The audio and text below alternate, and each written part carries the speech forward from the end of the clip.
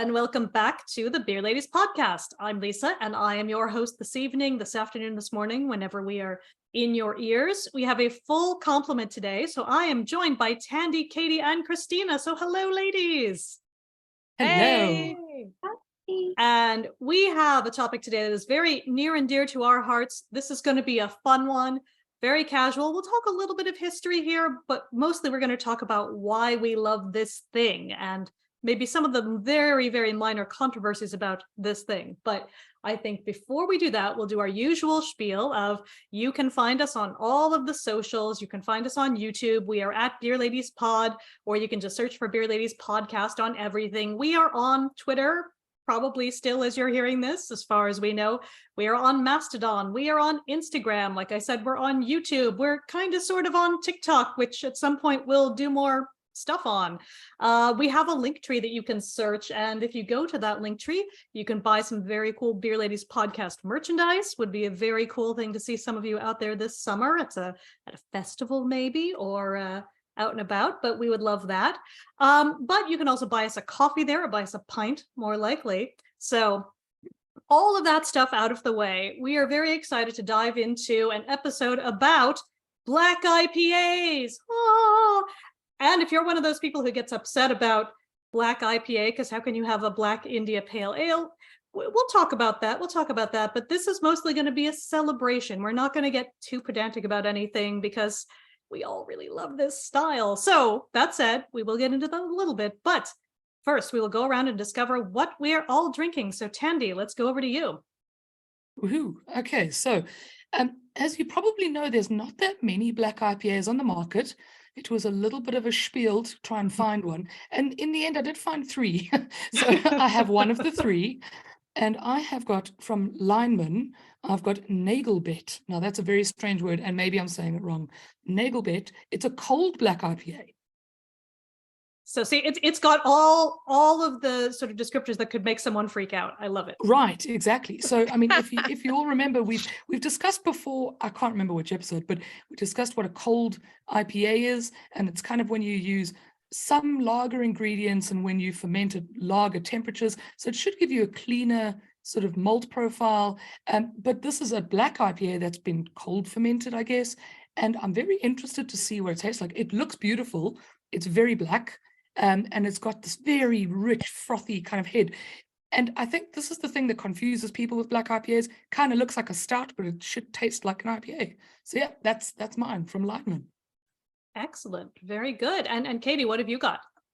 Well, mine is technically, it's called Embrace the Daylight from Whiplash, and it's on the can, it says it's a Cascadian Dark Ale. We will talk about that. Yes.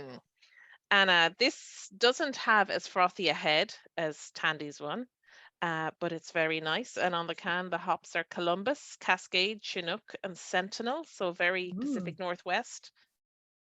Yeah, with the absolutely. Columbus, yeah, with a lot of those. Very IPA hops, like traditional IPA hops. Yeah. But not an IPA, a Cascadian Dark Ale. Or is it? Or is it? Yes, we will get into it. And Christina Fred, I know you're off the sauce tonight because, folks, she's almost done with her book. She is trying to power through. But you have some favorites. So I didn't know if you wanted to mention one while we're here. I was saying before we started recording that the first Black IPA I think I've ever had was the Widmer Brothers Black IPA, which still has like a soft spot in my heart. So imagine that is the beer or something like that, because I'm in the final countdown and I have to really behave myself. Yes, these books don't write or edit themselves, folks. So this is when you finally get that book in your hands, listeners, because you're all going to go out and buy it, you know the sacrifices this woman has made to get this to you. So no pressure. Yes, and I have also gotten found it, but it was a little hard to find again, the Kinnegar Black Bucket Black Rye IPA. So this has the rye as well, so adding a little bit of that kind of almost spicy kind of character to it. And I've poured mine into a Stoop Brewing pint, so I've got some more Pacific Northwest stuff going on. Not a huge head, although definitely some retention there, nice sort of creamy head color, but not a ton of it. But it's definitely It's definitely dark, but if you do hold it up to the light, you've got a little bit of sort of ruby sort of shining through. But this is one that I'm always excited to see on tap around town. So always happy to see it. That but is I will one of my say, favorite beers, Lisa. it's And I was really so nice. tempted to Yeah. just get one just because I love it so much. But like that's the one that I turn to all the time. Yeah, it's really, really nice. And again, it's such a pleasant surprise, I think, to see this one on, because you'll often see the kind of regular version of the beer, not the dark one on. So when I do see this one, I get excited too. But it's always nice to see. And for those who are just listening, I also have a Phillips Brewing sweatshirt on, and that will become relevant possibly as we get into some of the history-ish stuff we're going to talk about. But I think before we dive into any kind of what counts, if you like, in air quotes, as a black IPA or as a Cascadian Dark Ale or some of the other terms we're going to talk about, I think, Tandy, we'll go over to you first and say, well, what is it? Just based on sort of BJCP and that kind of thing. Okay, so black IPAs are part of a larger family of specialty IPAs. Specialty IPAs are anything from rye IPAs, red IPAs, and Belgian IPAs, sour IPAs. This is part of that really big family tree of IPAs that we've spoken about, where IPA is no longer one style, it's one of many, many styles. And this one happens to have darker malts in it, hence the black color or the darker color. It's got darker malts in it, so it looks like a stout, but it tastes like an IPA. So it is hoppy, so hop forward, and bitter. So it's got lots of hops in it, both in early boil and in late boil, or in dry hopping. God, where are my words? But the real thing that makes it special is the addition of these darker malts. So roasted malts would play a bit of a role here. They'd still be the minority, but they'll add a lot of color, and they'll add a little bit of that roast profile. So in a black IPA, let's say as compared to a stout, a stout has got lower bitterness and it has almost no hop flavors to it. Whereas a black IPA has got some, like a good amount of bitterness, lots of hop flavor, but it also has the addition of these like roasty, toasty, sometimes caramelly, sometimes coffee, sometimes chocolate flavors that these malts can provide.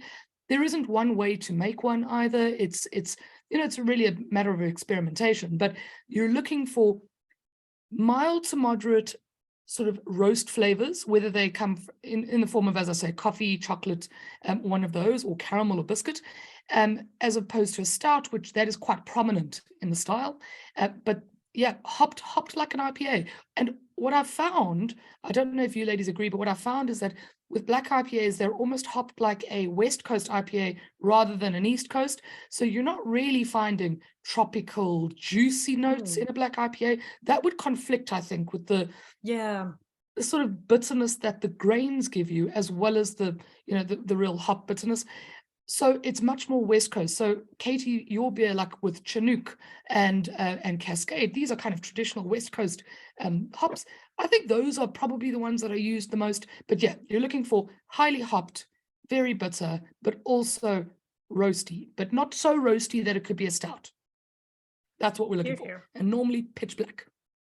Yes, pitch black or pitch black adjacent. But yeah, and I think I would say when I've had ones that have gone wrong, and obviously that's none of these, we love all of these and keep going back to them, and I feel like when they do go wrong, they tend to not get made again, so it's okay. They sort of self-select out. But I find they have almost kind of an ashy flavor where you get where just the hops and the roastiness don't play quite right together, and again, that could be because of what was chosen, or like you said, maybe they went too far into putting in some of those darker malts and it was just kind of overpowering. But I think it is a style that if you don't have everything kind of dialed into what you want, it can go in directions. And I think that may be a reason too why sometimes people say, oh, I've had that and I didn't like it. It's like, well, maybe they just had one that was a little too far in one direction or another, or they may just not like it, and that's okay too. Everyone can like different things. But yeah. I actually saw one today that I nearly bought, and it was called a coffee IPA.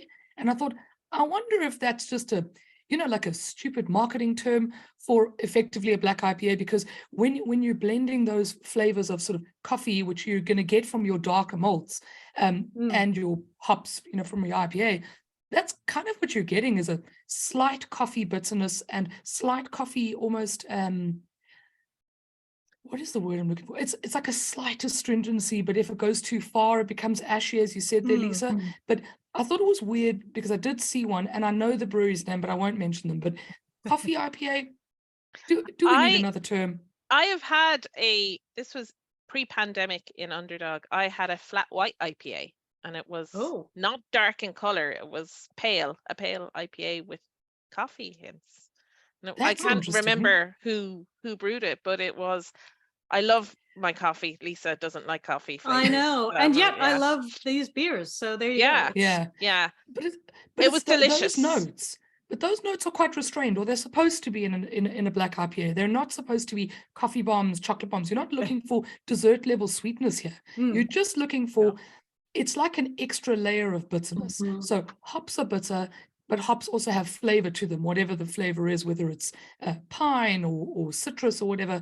But the roasted malts themselves also give a level of bitterness and a level of, they add dryness and they add astringency and they add, a whole like roasty different level to things. So I think that the balance of these things is really key, because you're not looking for a stout that's been highly hopped.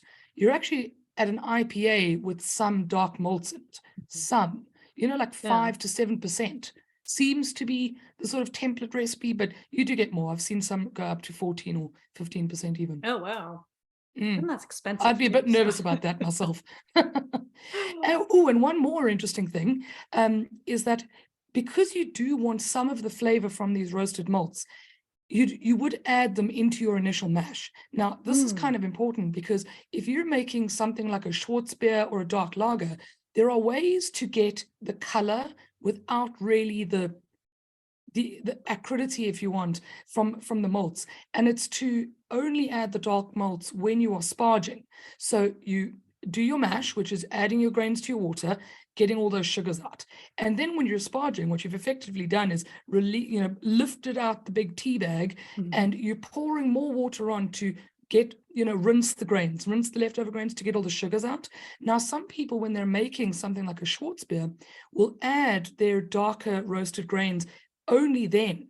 So what you get is the color without all the extraction of the good and the bad that can come from these malts, which I think is very smart, but it will lend the color with some smoothness as opposed to the color with some dryness and some bitterness, which you want in an IPA, as opposed to a dark lager, which you want it to be very crisp and clean and smooth. So that's something to consider. I don't know if people have definitely tried to just add the color to black IPAs, but it probably isn't punchy enough. Like, you just do need that percentage of the roast to make it pop. Yeah. And I think you made a really interesting point too about how, you couldn't really use your kind of hazy kind of hops with it, your sort of more tropical ones. And I do wonder if maybe that's a reason that I feel like black IPA has sort of come back up. I wonder if there's just sort of hazy hop fatigue kind of going on, and people like, I liked it back in the early 2000s when we had all of, these sort of punchier kind of things, again, which is not to knock hazy IPAs as such. There's just a lot of them, and sometimes there's a lot. Sometimes you just want something different. So I wonder if that's maybe part of why they've been creeping back up. It's because we come on this podcast and say there's too many IPAs all the time, and everyone's just like, well, they said it, so must be true. No, I'm full of it, but no, I would agree with you. I think probably it's a way to make IPAs, which are a really good style of beer. I love IPAs, but make it a little bit more interesting. Now, I'm completely biased because black IPAs are one of my favorite styles, but I think it adds just that extra little level of interest, and it makes something, a little bit different. Yeah, definitely. Just a little bit of complexity. Yeah. The other thing that maybe sets it apart a little bit is that regardless of the IPA style, black IPAs tend to be a little bit drier on the finish. Yeah, and that's a lot of it is because of those roasted malts, because they do lend slightly more astringency, and it'll dry your palate out, which is very Moorish. But with these beers that you're tending to drink 1 or 2, you're not drinking 6, which is, I think if you get into sort of hazy IPA territory, you could have 6 of those because they're very easy drinking. They're like drinking slightly alcoholic juice sometimes, especially if they're slightly lower on the alcohol scale. But these ones, this is kind of like bang for your buck beer. You know what you're getting. You're typically in a 6% range with these beers. They're not. You don't often find a black IPA that's at 4%. And I would hazard a guess to say probably wouldn't pack the flavor if it was that low. No, it's a good point. And I think I might argue with Tandy saying you'll only have 1 or 2 of these. The gauntlet is thrown. I'm trying to put some sort of like moderate face forward, but we all know that's not even me. Like, I'm a hooligan. I'll drink all the beers. Please drink responsibly. But I think that the Whiplash one, Katie, that you got is a good example of something that I had a couple of in my fridge and then I didn't. So because it is a very Moorish beer, it's just really nice, and I was excited when they brought it out and was trying to go and get another one this week, and they were gone by me. So and I love that Kinnegar have it in their core range. Now, I know Whiplash's model is that their core range is tiny and that they do their releases and they have their annual releases, but I love that Kinnegar have it in their core range because I don't see it in very many Irish breweries' core range. Definitely. And I wonder if that's kind of too because of sort of how they came about.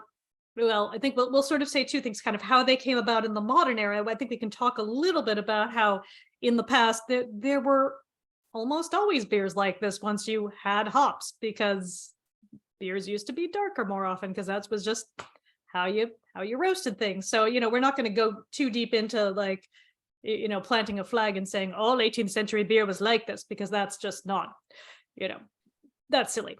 But at the same time, I know when we had Martin Cornell on, the other week, I think he did, make some points certainly about, porter was really hoppy back in the day in a lot of cases. And I think, again, there's an argument to be made there over like, are some hoppy porters black IPAs? Like when does one kind of, tip over into another? And certainly from a historical perspective, I don't know that we can really say just based on looking at like grain bill and what we kind of sort of know about the hops, but it's an interesting question. Now, historically, I couldn't answer that, of course, but if you were looking at the differences now between them, it often comes down to something like the yeast choice. So typical porters would be using English strains of yeast that add their own esters and add their own flavors to the beer, whereas IPAs mostly, besides hazy IPAs, sort of, this is a complex little question, but mostly IPAs use a clean yeast that don't add any flavors to the beer per se. That's a good point. So if you are very discerning, you might be able to pick up some of the yeast flavors in, let's say, a porter or in a stout that you don't get in something like a black IPA because it's clean. It's all the malt and the hops. Yeah. So I think we'll segue slightly to a little bit about the kind of the modern history of this style. So I think a lot of people will say they were kind of invented, and again, air quotes, because people have always made whatever, in Vermont in the 1990s. Exactly. So that they'll sort of name check the Vermont Pub and Brewery. But I was looking at a couple of articles. They also called it Avery's New World Porter, which again, they called it a porter. It was a hoppy porter. I also think of like Trogue's Dead Reckoning Porter, which was a very hoppy porter. Also one of my favorite beers, just putting that out there. But the reason I've got my Phillips Brewing sweatshirt up in Victoria, Canada, is they brewed something they called, at the time, Skookum Cascadian Dark in 2004. And they've changed the name more recently. Now it's Black Toke, so it's still Canadian, like hyper Canadian. But it's the same beer as far as I'm aware. And that, again, if you sort of follow the lore, is what inspired Stone to make what was initially their 11th anniversary ale in 2007, which is when I first came across it. And then that became their Sublimely Self-Righteous. But I can remember back when that first came out, like it was a big deal to find it. It was only certain places. It was the thing that people were freaking out about in kind of a pre-Untapped, I think it was still pre-Untapped age of people being like, oh, I found this. And even though there wasn't really social media in that way, I knew people who were photographing that beer specifically and just being like, I found it here. And then sort of sharing those pictures in person. And it was always a big thing, like at the kind of what became Philly Beer Week, to be like, oh, they got these black IPAs in, and it was a big a big deal for nerds to go and find it. So I was wondering if any of you had any of those kind of early experiences with the style, or if I'm just a weirdo, which is possible, but I feel like this was a big thing that happened initially in the US in that kind of era, but I think then it did kind of go other places after that. No, I do remember it being here in Ireland when I first moved here and I first got into black IPAs. I remember like when the Widmer brothers one was here at a particular pub, everyone was like, oh, go to, and go have this. And actually I had it in Ireland before I had it in the US. Oh, funny. Yeah. And I remember everyone being like, this is a big deal. Now, I'm sure more people had them way before I did or whatever. I'm usually late to the party. But, it was a big deal when I had it. And we all got them together. And we were all very excited about this development, Yeah, absolutely. That's funny. Yeah. Katie, Tandy, what do you think? Yeah. I mean, with all due respect, Lisa, I'm a little younger than you. No, but to be fair, the like gauntlet. not even much Gloves to are be off. like, not even much. Sunscreen. But also, no, like on the other end of the world, back down all the way at the bottom of Africa, like, no, things were not happening, or at least not at the same time frame. I don't even remember the first black IPA that I had. I do remember it was novel, and I do remember loving it from the minute I had a black IPA. I was like, oh my God, this is my style. If there was a style, this is it. Like, that's what I like. But I don't remember any hype. I wonder if it's like a climate difference too. Although I feel like it is one that works in any weather. Like if it's hot, it's lovely. If it's cold, you're like, oh, it'll warm up. So I think it's got that too. Yeah. Like for me, like a black IPA is a really good summer evening beer. Like it's like perfect. So I like really hoppy beers during the day, session ales, those kind of things, sours. But like at night in the summer, a black IPA is just chef's kiss. Like it's perfect for me. Definitely.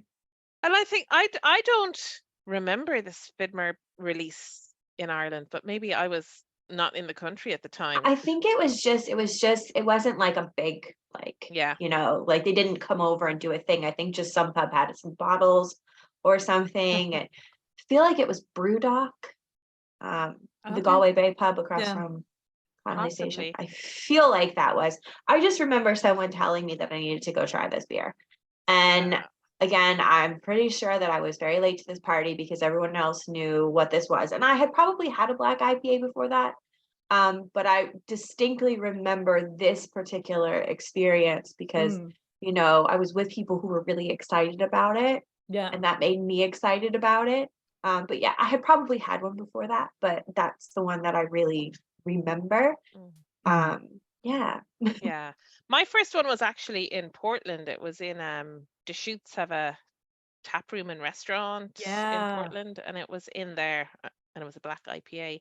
And then a good few years later, I went to a place called Three Mugs Brewing in Hillsborough, and they had a CDA on the board, and I was like, what's a CDA? I don't know what that is, because I'd never come across it before. And they're like, oh, it's a Cascadian Dark Ale. And I'm like, oh, I'll try that. And I'm like, tastes very like a black IPA. Yeah, which is a great point. And I think for those not in the know, Cascadia is roughly speaking your area from Oregon, Washington State, and then up into British Columbia and Canada. And you always know when you've crossed the border into Canada because suddenly the roads are so much better. It's amazing. You're like, wow, infrastructure. What is this even like? It's just you know what bonkers. That's like going to Kerry. You're in Healy Ray country when the roads are good. Sorry. Oh God. Yeah, it's amazing. But I think it's interesting how the area really did kind of embrace the style, even, whether it was or wasn't kind of that prevalent initially. I feel like people were like, this is our thing. Let's do this now. So I don't know if maybe it was the Widmer brothers starting that off, or like you said, Katie, like Deschutes. And I love is the Deschutes one, was that Hop in the Dark? I'm trying to remember what it was, but I always love getting it at their place in Portland. It's all really, really nice. And I feel like I got it because by the time we got to the Pacific Northwest, like it was uncool again, but you could still get it there. And I was excited about that because for me, when we were moving from the US right coast to the left coast, I was like, I'm going to get all these black IPAs. And then when we got there, they weren't a thing anymore there. And I was sad, but then they started to come back here and there. But I've had, I've had the one in Victoria again at Phillips, and they're in Victoria, British Columbia, which is, if you're ever looking for a wonderful little town to have a just wonderful pub crawl, Victoria is a place to go. It is gorgeous. Again, it's Canadian, so everything is safe and lovely. And but there's tons of little breweries in Victoria, and there are a lot of really good black IPAs. But I think they do tend to embrace the Cascadian Dark Ale. I think people have leaned into it, which is great, because I think, and it's an excuse then to put out the Cascadian flag, which is a thing that does exist. And it's, look it up. Well, maybe we'll put a link to it in the show notes, but it's very pretty. And there is a sort of splitter free Cascadia movement out there. You can always look them up too, but some of them are a little scary. So, and I'm presuming that Cascade hops grow in the Cascades. Absolutely, right? Or at least traditional. Yeah, 100%. Yeah, and that's an interesting point too, because I think I've seen some discussion that, well, it could still be a hoppy dark ale, but if it doesn't have sort of Pacific Northwest style hops, it doesn't count. Like there could be other West Coast hops, but unless they're specifically kind of those, that it's I don't know, it's not hardcore enough. So I don't know. I think it's splitting hairs a bit, but it's an interesting question. Yeah. Now, and Tandy, is Cascadian Dark Ale its own category on BJCP, or it's just no? It's not called Cascadian Dark Ale. It's called Black IPA. Okay. Yeah. I was just wondering. Yeah. So within the BJCP, the general category for IPAs is 21, and then you get American IPA, you get specialty IPA, which is 21B. So 21B takes all the specialty IPAs under one umbrella, but it does make concessions for the fact that some of them are different from each other. So Black IPA, 21B, brown IPA, red IPA, brute IPA. So that uses champagne yeast, which will dry it up even more. I've said red rye IPA. So something like the Kinnegar Black Rust Bucket is a black rye IPA. It would have to be a specialty IPA within the BJCP, and you'd probably have to specify then, you'd have to specify that it's a black rye IPA. And white IPAs. Remember white IPAs? Yeah, that was a white thing IPAs that happened. recently? Because I haven't. I haven't seen them anywhere. Wow.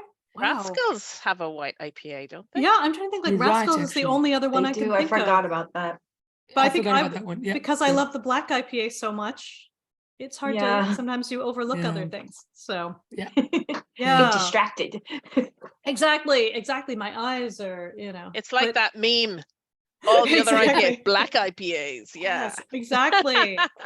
Oh, it's so true. It's so true. And it's a funny thing too, because it's the same thing. As soon as I see one on, I'll be like, oh, I wanted to get that. Oh, like doesn't matter what it is, or if I've had it before, and sometimes I know I'll even go back and try one that I haven't really liked, just because I'm like, well, maybe I just had a bad one of that one last time, and then Or maybe it was the line, or don't you never know. It's science, Lisa. It's science. It's science, absolutely. Oh, 100%. And it's funny. I was sort of, I was not quite sad enough to do a deep dive into like my like long ago Untapped history, because that would be a weird thing that I certainly don't do that often and get the spreadsheet. That's not at all, Bernard. that's not normal. But I was just really reminiscing over like some individual ones that I've really loved over time, and one of the ones that stood out to me was a Pennsylvania one, actually. But again, it's so funny how even the ones not from the Pacific Northwest leaned into some of the sort of terminology and the hops again, because it started off, this was a Victory Brewing Company. It started off as Yakima Twilight, and then I guess people felt that was too, I don't know, sounded like it was going away, and then they changed it to Yakima Glory when they released it the next year. But it was one of those things that started off as a one-off, and then people were like, oh, love this beer, and then it came back, and it was I want to say a seasonal, so I don't know if it's still something in the roundup, but it was something that like every time I saw it, I was like, oh, it's so good. But I love that they actually even made a big deal about having gone out to Oregon to like choose the specific hops that went into this batch, and I was like, oh, but there's that storytelling element too that I think people could really lean into, and I feel like maybe we're missing some of that a little bit with some of what's out there now, but no, maybe I'm wrong. And the Irish are not one to shy away from a good story. Harder to grow some Yakima hops, but yeah. You just reminded me there that I could actually just go look at Untappd to see which one was my first. But anyway, I don't believe my own Untappd entries, but it looks like my first one that I actually logged was called Dark as the Night Black IPA from Devil's Peak Brewing, and they're based in Cape Town, Cape Town adjacent. Okay. I don't think I liked that beer when I first had it, so there it is.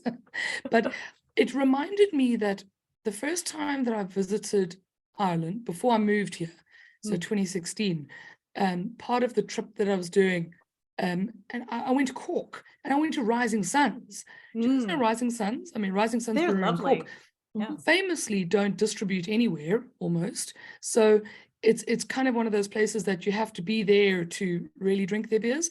And I had a black IPA there in 2016 that I rated very highly. So I wonder if they still make it. And yeah, indeed, I'm sure they're still going, but I just don't know what they're doing at the moment. Yeah, and they make some wonderful pizza too. But maybe we should manifest a trip there. Road trip. Just saying. Love to go back to if they Cork. happen to redo that specific beer, wouldn't be mad. And it was called Uprising, which is also a very cool name for a beer. Oh, okay. Now I have to check and see if I've had it as well. So because it's been a while though since I've been to Cork, but I do love everything I've had at Rising Suns. So I think it's it's such an interesting question. Ooh, let's see. I like that it could lead to beer tourism. I mean, beer tourism is kind of, it's a thing anyway, but whether you wanted to go to the Pacific Northwest of the States just to go and drink delicious beers that are really fresh, made there with hops and malts and all the things kind of grown there.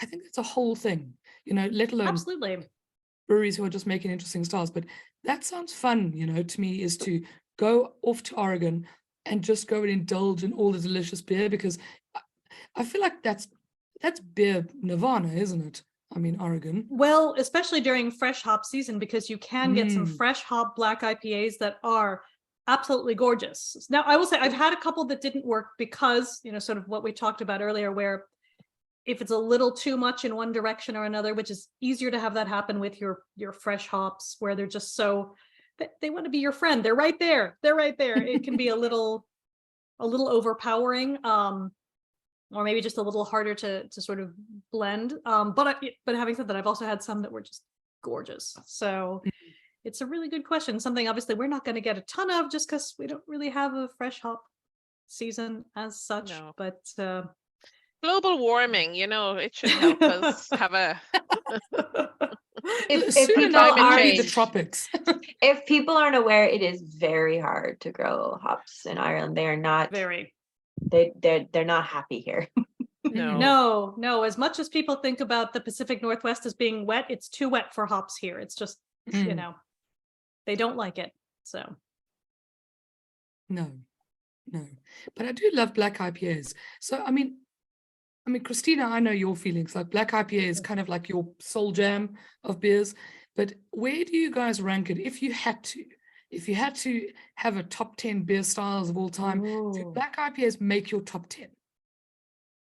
Oh, definitely top 10. Like that's an easy question. It's if you're asking like top 3 or that's a harder one. It's like maybe top 5. I would still put it in top 5. Yeah, I would. Yeah. That is it. Yeah. Because that thing, top 3 is always changing, isn't it? That's seasonal. So. Yeah, it's really seasonal. Although I will say, like, my top 2 are usually like Czech dark lagers and black IPAs, and that doesn't change all that much. Yeah, I like them all the time. And again, I think that's something we talked about before. Is I think this is a beer for all seasons. Like we said, it can be it can help you warm up if you're feeling a little chilly. It can be refreshing, and I think especially to your point about how it's a drier finish. Like sometimes there are certain really resinous West Coast IPAs, not like your hazy ones, but it's just it's much of a muchness in a good way, but I think these tend to be a little bit drier than some of their kind of paler brethren. So Yeah. I don't know. Yeah. I mean, remember back in the days where West Coast IPAs were the only IPAs?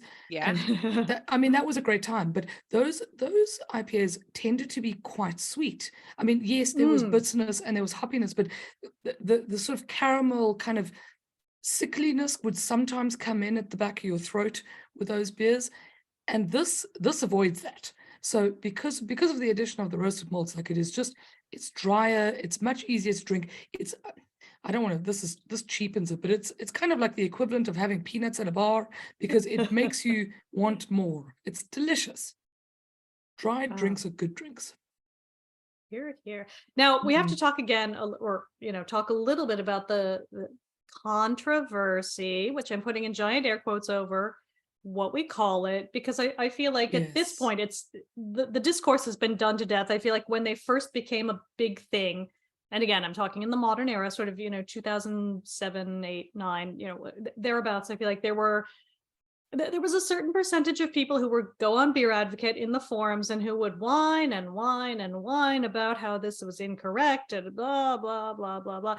And on one hand, I'm like, I respect the level of pedantry to which you have sunk. This is, I'm here for you being like, but it's wrong. But at the same time, it's like, but you're also yucking everyone else's yum. So, and it's not like you didn't know what it meant. And that's, I think, the important thing. And I think it's interesting, I love the Cascadian Dark Ale branding, and I think it's great.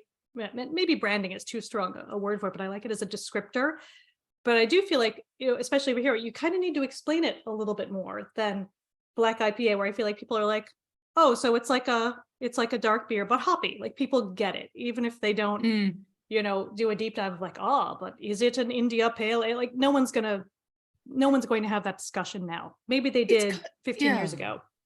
It's kind of one of those things that when IPAs were the shit, as in were the it beer, it was because they were this new kind of hoppy and bitter that we hadn't really experienced before, right? Yeah. And then all of these different kinds of IPAs came out, and then IPA, instead of being India Pale Ale, just became IPA. It's like the pale and even the India and even the ale sort of lost their meaning, and IPA just became its own descriptor, and it just means a hopped beer, highly hopped beer for the most part.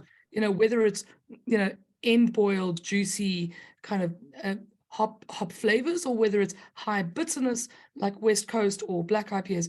I feel like it's changed meaning, and words do change meaning. Linguistic standards don't maintain.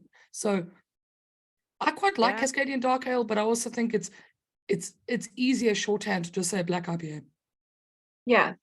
It's definitely exactly like you said. It's something that maybe people in the US, the United States would understand, but over here it's just, Yeah.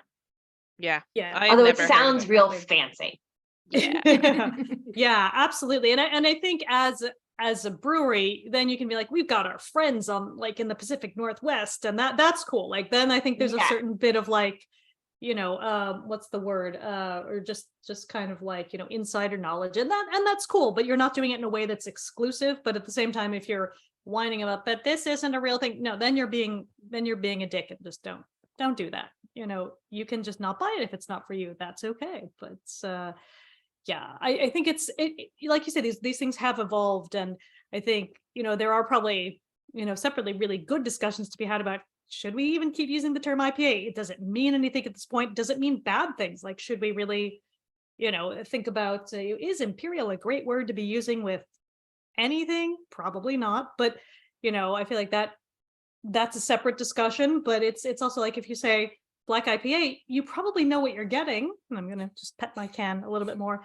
You probably have a better idea of what you're going to get with a Black IPA versus any other kind of IPA that I'm air quoting, just because, like you said, there's so much out there now that's just sort of calling itself an IPA, whereas at least this, it's going to be dark and hoppy, and then you've at least got those two kind of points of reference.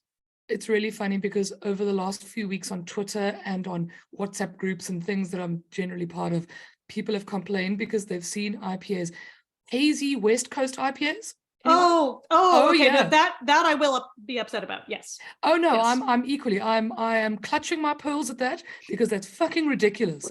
Words just don't mean anything anymore. No. Exactly. Right.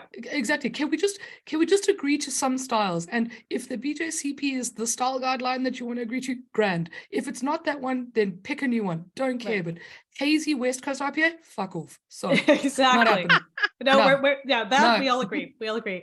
Especially because, the earlier point is, we know what you mean if you say black IPA. I have no idea what you're talking about if you're saying hazy Yeah. West Coast IPA. You've just like Mhm. word saladed at everyone. And We Yeah. have to agree that certain words mean certain things and certain styles and definitions mean certain things, or else it loses all meaning and everything is nothing. And then we're in some weird philosophy class from university and not, well, I mean, I guess it does kind of go along with drinking beer, but you know what I mean? Like you have to, we have to, as an industry, agree that certain terms mean certain things, or else Mhm. everything becomes meaningless and your customers don't know what they're getting anymore. Exactly. Exactly. And if I'm confused, I'm Why probably would not I gonna buy buy it? it.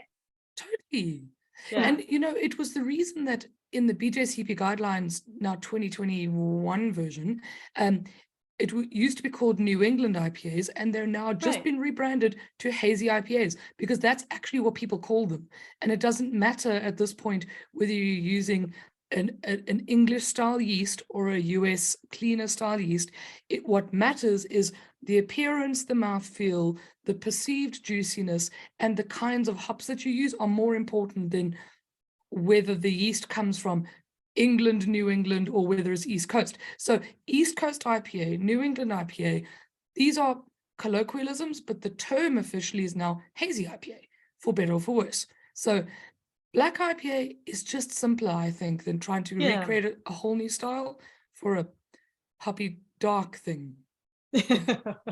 And I think, yes, there's a lot to be said for simple, especially at a time when breweries and certainly other industries are struggling. Like, don't make your consumer have to guess whether or not this is something for them, especially because if that's their first introduction Mhm. and then they hate that, like, and maybe they would have loved it if they, had bought the thing Yeah. for them that you made. So Well, then they hate hazies and they hate West Coast because they right, don't know exactly, the because difference, they right? don't know.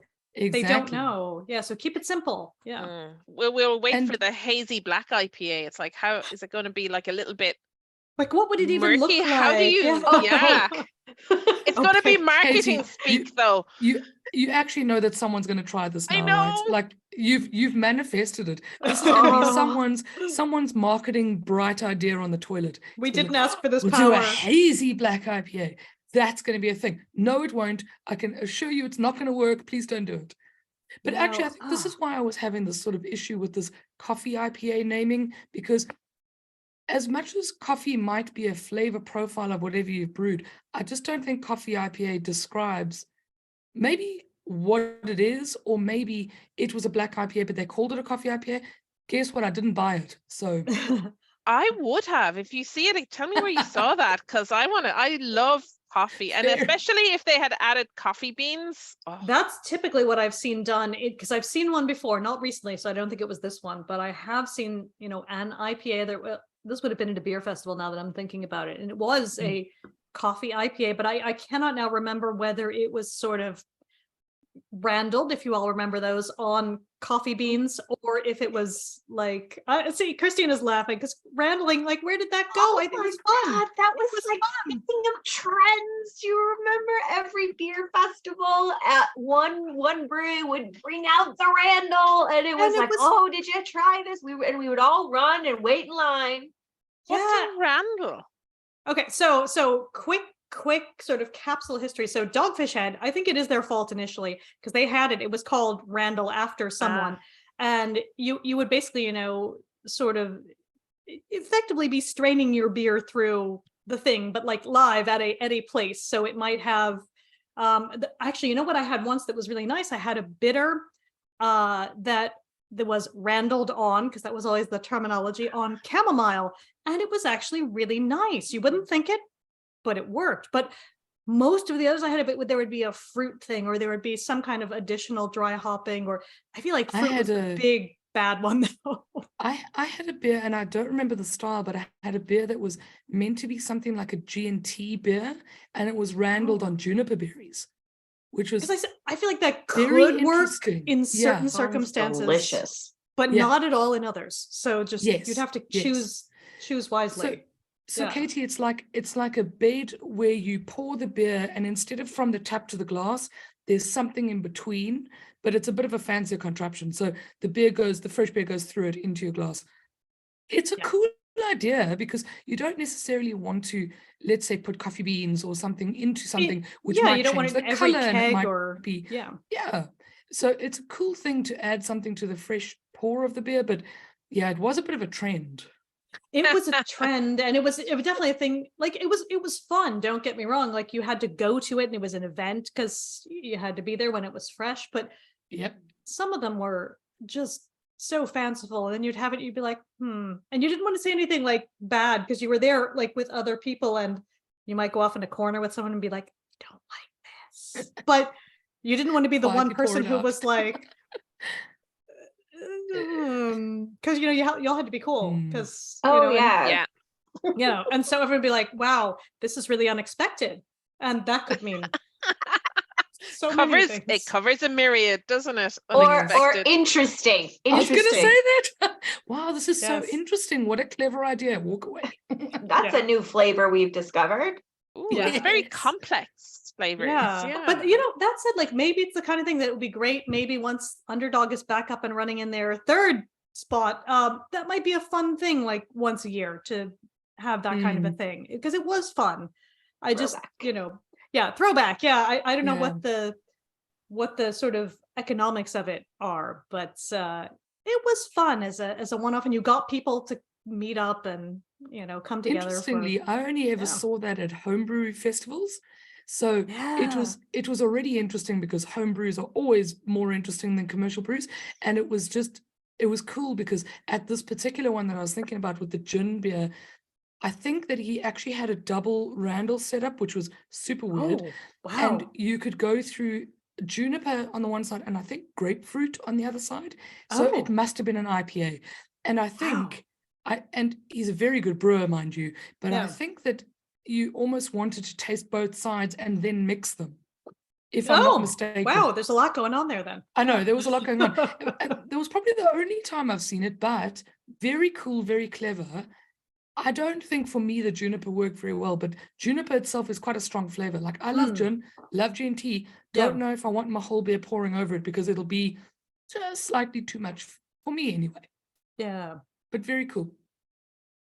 Gosh, yeah, well, blast from the past, right? But that's because that's kind of the same time I feel like there was that explosion of black IPAs. It was all the Randall's going to be on at this event, and you have to come out at this time, and it was a whole thing. But again, this was kind of pre-social media. Like there might have been like a Facebook event, but there wasn't. There was no Instagram, there was no Twitter. Maybe it was on Bebo or MySpace. Oh, or maybe even on MySpace. So, well, we had them here in 2013, 2014. Yeah, so there might have been something else there then. Yeah. But that's 10 years ago. Oh God. No, that's not, because 1990 was 10 years ago. So I agree. Right. And 1980 was 20 years ago. Exactly. And you can't tell me any different. And we're all in our 20s. Yes, Yes. Yes, completely. It's all I'll stay it's all there. fun. Yeah. Yes. Just having anniversaries, okay? Yeah. Of our 21st birthday. Nothing wrong with that. Nothing wrong with That's that. it. Well, I think maybe that's a good spot to leave it then. But before we wrap up, any final thoughts on black IPAs, or maybe a favorite black IPA you would love to see return? So have a think. No, but this Nagelbett, and I know it's a cold black IPA, and I'm sure I was supposed to pick up something of the cold fermentation, but it was smashing, like really nice one. So I like it, yeah. I'll pick this one up again. Definitely. I don't think I've had a black IPA that I haven't liked. That might be because I haven't, I like the ones that I like and I tend to go back to them. So that might be why. But yeah, so maybe just more of them. More of them. Yeah. Katie, how about yourself? Yeah, I don't think I'm attached to any specific one or other. I just would like to try more of them. So, and Here, I'm at a here. beer festival on Saturday. So is Lisa. Yes. Is anyone else? No. No. So let's see if there's a Black IPA. Let's see if there's a Black IPA, and just if the rude girl happens to be on, we wouldn't be mad about that. Just Yes. putting that out That's there. a for the lovely world. Black IPA from It Rascals. really was. It really was. Yes. So yes. So by the time this drops, you should be getting ready to go to Rascals and meet us up, there. But if you're listening to it late, that's on you. That's on you. Look at you having a life, to lead. But yeah, the only other one I would call out is an American one that I don't even know if it's in a place I ever get back to in America, but it was from the Duck Rabbit Brew Company. They made one that they called Hoppy Bunny, because they're in North Carolina, but Hoppy Bunny American Black Ale. So they kind of split the difference with that, but it was a really, really nice beer, and I'm sure they make it regularly, but Okay, but I'm sorry, their Really name is nice. Duck Rabbit. That is very Yes. cute. That's You yeah, know- they so have cute. a great I like logo. that. Oh, that's so cute. I really like that for some reason. One of my kids has a T-shirt and it's like Duck Rabbit, and Oh, it's like yeah. whatever. It depending on what way you look at it. Exactly. One way it's Yeah. a duck, the other way it's a rabbit. Oh, that's Yeah. so cool. Yeah, they have So a great cute. logo where it's just that where it's like and depending on how many you've had, you might see a different one. But yeah, I have to say I am really impressed with the Black IPAs we can get here in Ireland. So Mm. thank you, local folks, for making some really interesting ones, and we hope to see more of them again in the future. And Indeed. actually, you know what else is nice too? I'm just going to put that out there. Black IPAs on cask. Just saying, some are really nice. Some are a little strong for it. Others, though, hit it kind of right in the sweet spot. Hmm. So Well, you it's have to get almost just like the right one. it's almost like the cask that we had, Lisa and Christina, was bordering. Like it was labeled as a stout, but it was obviously a very hoppy stout. It was a very hoppy stout. Yes, which I think we needed. So Yeah. Yes, I definitely, if I drink stouts, which I like, but I only like happy stouts. Mm. yeah. So again, putting that out there into the universe. I totally agree though that if it's like 7%, it's not going to work. It's too strong. It's just overwhelming. But I think there's probably a good place for kind of a 6% Black IPA to be very happy in a cask and be maybe just right. So putting that out there in the world. So with that, I think we will all say thank you. We are looking forward to seeing you again in the near future. And of course, you can find us, like we said, at Beer Ladies Pod, or you can search for Beer Ladies Podcast. We are on all the things, like we've said. And with that, we will see you next time. Bye. Bye. Hi, friends.